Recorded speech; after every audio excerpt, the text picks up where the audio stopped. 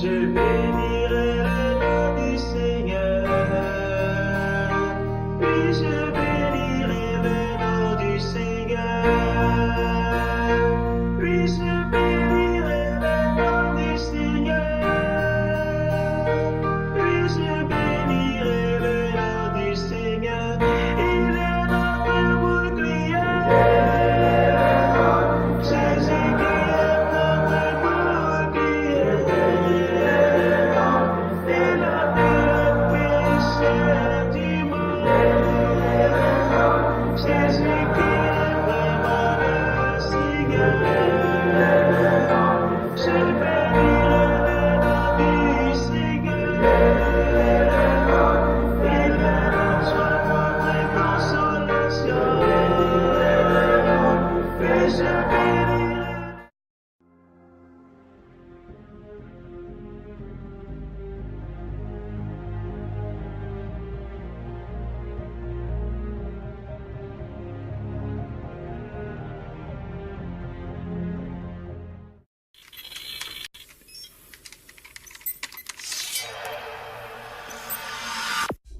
Puisque l'approche scientifique ne permet pas de trancher la question, il faut se tourner vers d'autres indices pour trouver la réponse. Le premier signe est en rapport avec la Bible.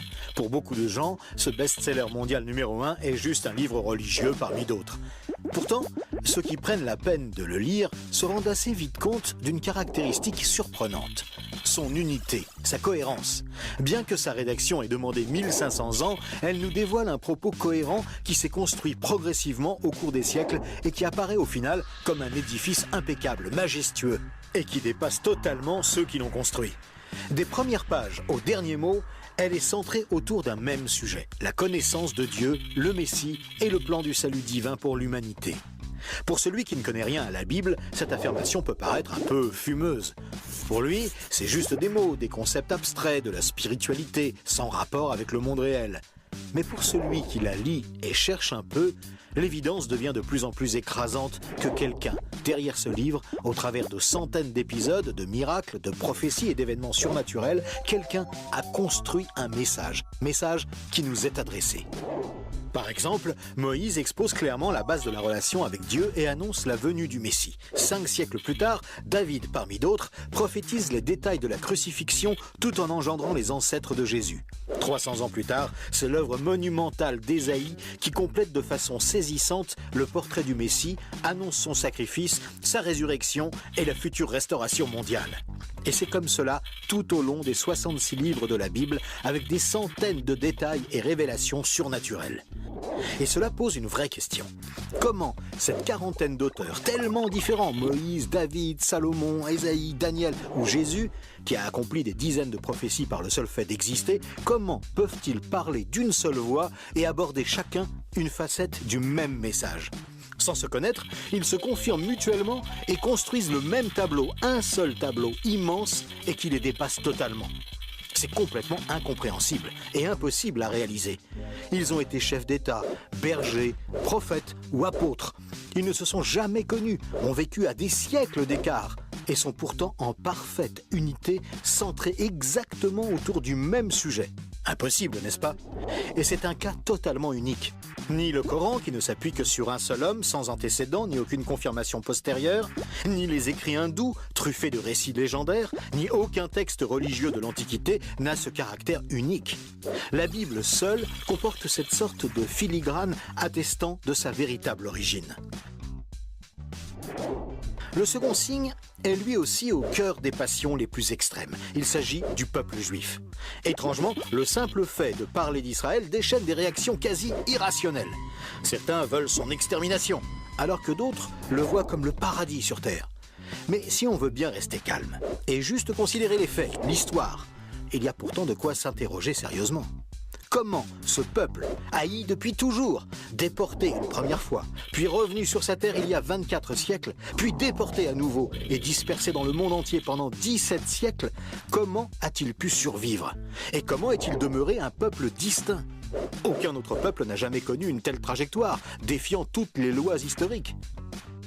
Comment a-t-il pu reformer un État et même se remettre à parler son ancienne langue? Ça n'est jamais arrivé à aucun autre peuple. Il y a 25 siècles, le prophète Ésaïe posait une question étrange. Un pays peut-il naître en un jour? Ça ne s'est jamais produit, sauf pour la nation d'Israël, qui est née en un seul jour, le 15 mai 1948. Et cela, à peine 3 ans après la fin de la guerre et la solution finale mise sur pied par Hitler pour les exterminer. Et ce n'est pas tout. Le lendemain, Israël était attaqué par les armées de 4 pays arabes supérieurs en nombre et en armement, et il a pourtant gagné la guerre. Des soldats ont même raconté avoir assisté à des interventions surnaturelles. Étrange, non? Par la suite, malgré le rideau de fer, des milliers ont émigré de l'ex-URSS, accomplissant une antique prophétie qui mentionnait le retour des Juifs depuis le pays du Nord.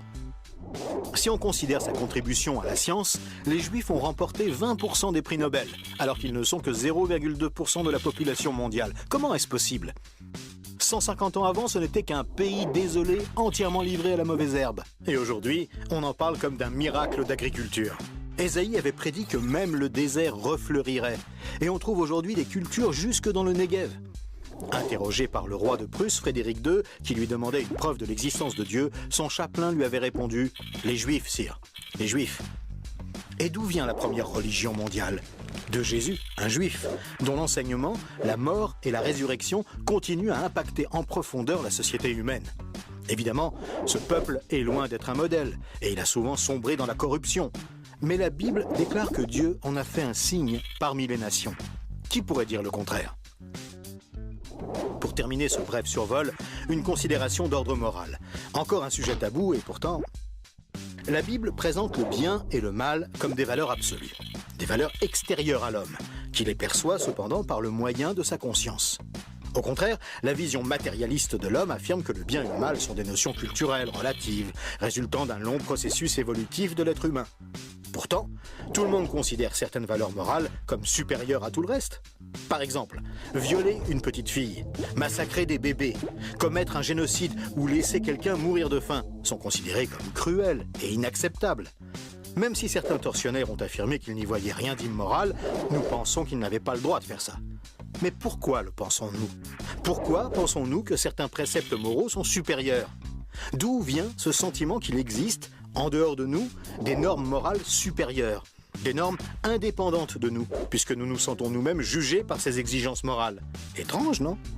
Nous avons parfaitement conscience d'être imparfaits. Nous pensons que l'humanité est détraquée. Mais par rapport à quoi? Ce sentiment de culpabilité contredit d'ailleurs la théorie de l'évolution et son hypothétique lutte pour la survie. Et pourquoi l'homme aspire-t-il au merveilleux, au paradis, quelle que soit sa culture? D'où vient ce sentiment intérieur qui fait exactement écho au récit biblique? Cette conscience, issue de nulle part et en parfait accord avec la Bible, constitue encore un autre signe tangible, bien difficile à nier.